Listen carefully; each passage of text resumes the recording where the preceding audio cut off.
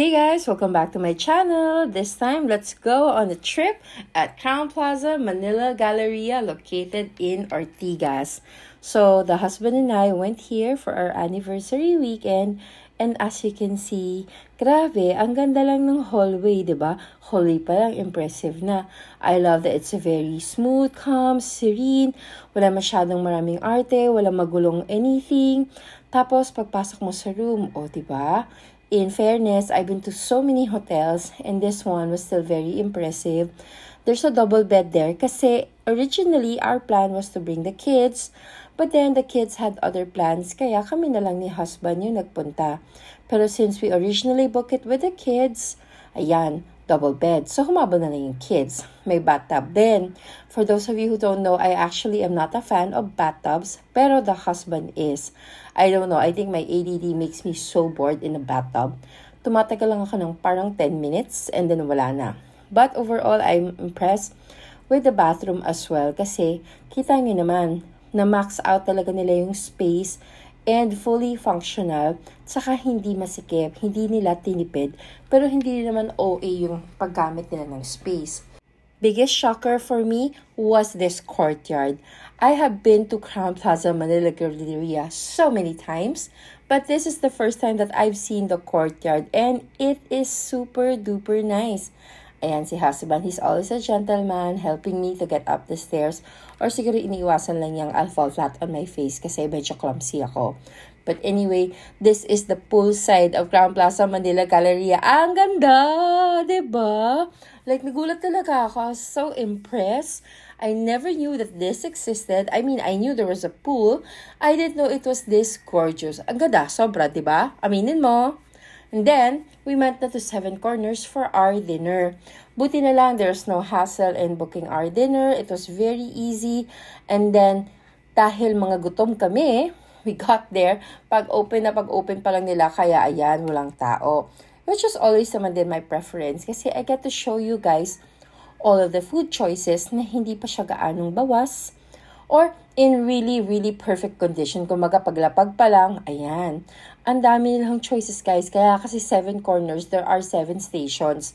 Magsawa ka from desserts, Asian food, merong vegetarian section, may cheese, may Italian section, may seafood section, may Filipino section, may Japanese section.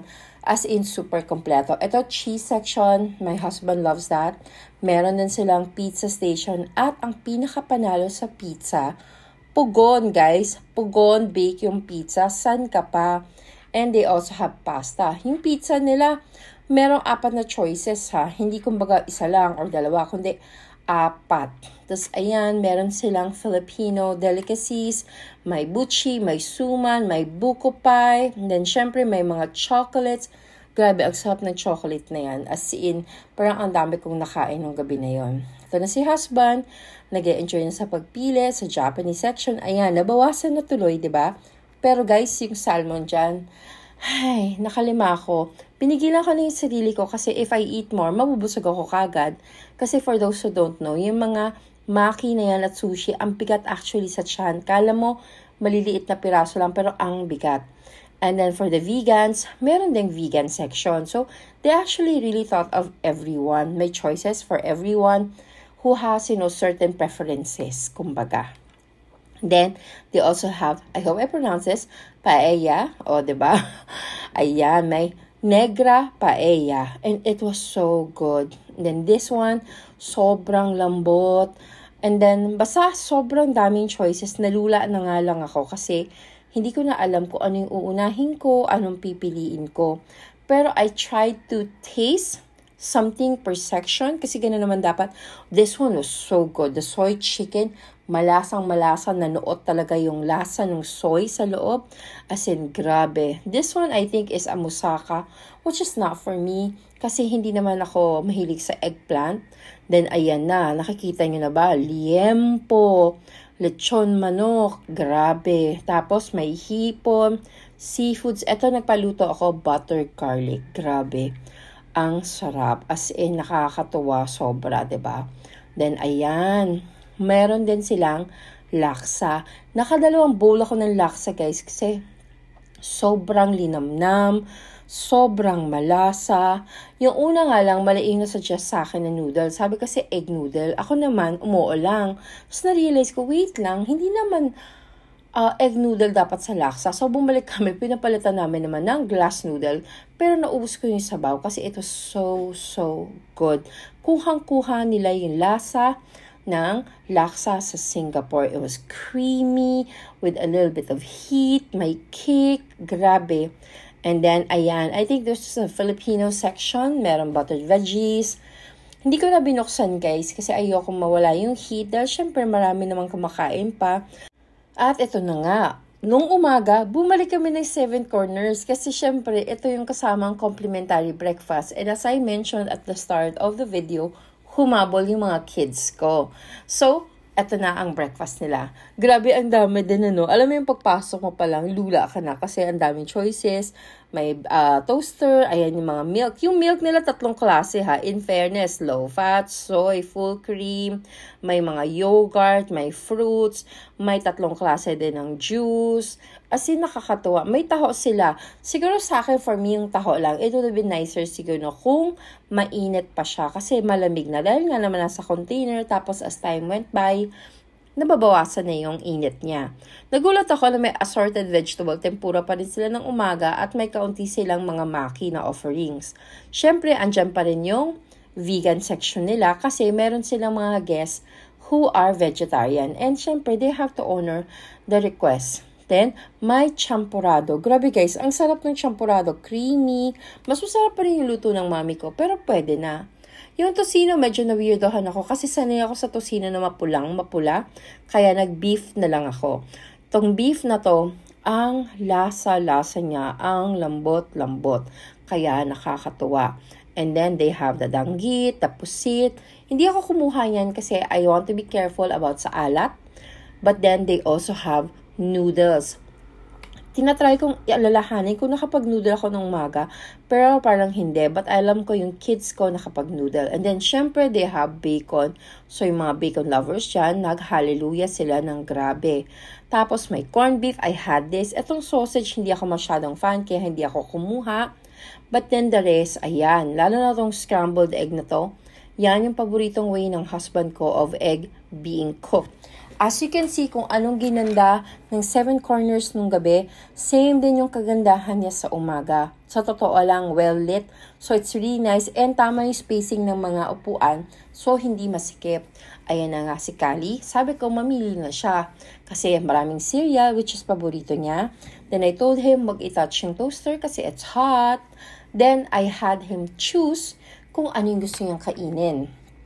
I documented it kasi this is the first time that we're allowing him to actually choose what he wants to eat sa isang buffet. Syempre, he's 3 na, so medyo kaya na niyang pumili without destroying the entire buffet. Kasi ang inaalala ko kung minsan, baka mamaya matabig niya lahat, diba? Syempre, as parents, we have to be responsible for our kids, especially in public. Hindi pwedeng, hayaan mo, bata yan. That's not how we roll, guys. Kailangan natuturuan ng tama ang bata. Kaya kung ano yung hinawakan niya, yun din ang kinuha namin. Siyempre, respect yun to the other diners. And we taught him na wag hahawakan ng food as much as possible, lalo na sa ganyan, kasi we don't want naman other people's food being touched. And as you can see, enjoy na enjoy siya. Ang daming niyang nakain, guys. I think yung buong plate niya, parang 90% na ubos niya. Nagdagdag pa siya, lalo na ng Bavarian. He really loved it. As in, super duper enjoy siya. Akala ko nga nung una, hindi niya mauubos. Sabi ko, papaubos ko sana kay Yaya. Pero no need naman. And this is us. This is my small family. Ayan, kompleto kami kasama si Yaya. And si Kali at si Brent, syempre. Sa mga nagtatanong, I don't expose Brent so much kasi he's already a teenager and he prefers his privacy. Now, we're back at the courtyard. Umakyat ako kasi nag-swimming sila. As you guys know, hindi naman ako mas-swimming na tao, but my family is. So, syempre, I wanted to see how they were doing. Kaya, binaybay ko ulit to. By the way, the pool is located, if I remember correctly, sa 3rd floor. Medyo complicated lang ng very light yung daan patungo dito, pero marami namang signage. And it's all worth it. Lalo na when you see this view. O, diba? Ang ganda. Maganda na siya sa gabi, mas lalo siyang maganda sa umaga. And I love na napaka-spacious din ng swimming pool area nila. Ayun na si Kali and si Brent at si Yaya sa dulo, all enjoying and having fun. Pati yung asawa ko na hindi ako napansin kasi busy siyang nagre-record ng mga videos ng kids namin. Ayan. O, diba?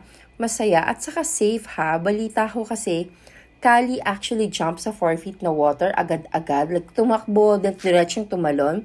Tapos yung lifeguard nila, as in, ang bilis din daw na tumakbo at sumunod kay Kali. Kahit na sinabi niya ng husband kung okay lang, he actually took Kali out of the pool area. Kasi nga naman, 4 feet yun, and Kali is only 3 years old.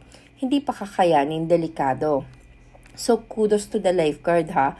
Na-impress si husband. Na-impress din ako kasi syempre, alam ko na safe yung kids namin. Kaya after I took a shot of this, umalis na ako. Nagpahinga ako sa taas kasi ang sarap-sarap naman din talaga ng bed ng Crown Plaza Manila Galleria. So thank you so much Crown Plaza Manila Galleria for having us over the weekend. Definitely worth it yung pagpunta namin ng Ortigas kahit na taga Las Piñas kami. Bye!